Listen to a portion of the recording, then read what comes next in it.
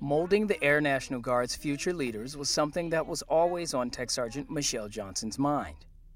Well, I've always wanted to instruct somehow, just never knew how I wanted to until I came through the academy in '07.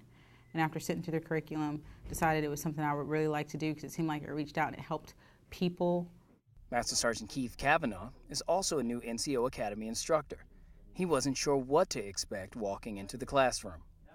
I guess what surprised me the most is the camaraderie, the interaction that you have with the students, and how you really come together as a team so quickly.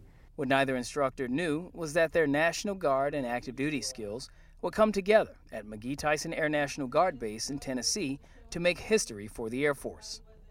They're both part of the staff here at the Paul H. Lankford Enlisted Professional Military Education Center, a staff that recently welcomed its largest class in school history, a staff made up of a nearly 50-50 split of active duty and Guard instructors.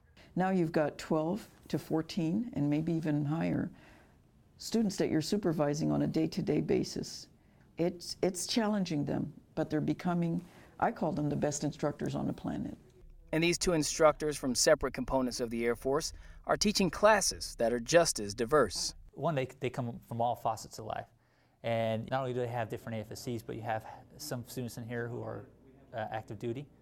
You have students who are Guard, you have your traditional, your technicians, and then you actually have reservists that come here. All the experiences that they share, it kind of opens up and broadens people's minds.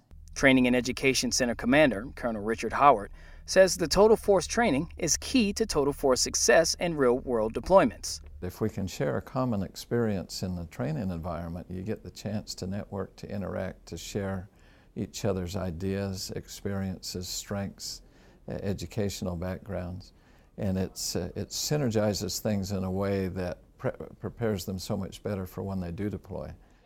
While the staff and students learn to work together and get a greater understanding for each other's components, they're fighting this unfair uphill battle for respect, and that shouldn't be the case. They're reminded of how they make up the Total Force. They're no different. They have the same roles, they have the same responsibilities. So a lot of times I tell my students, our uniforms say Air Force, not Air National Guard, not Reserve, not regular active duty. It doesn't say that. Tech Sergeant John Anderson, McGhee Tyson Air National Guard Base, Tennessee.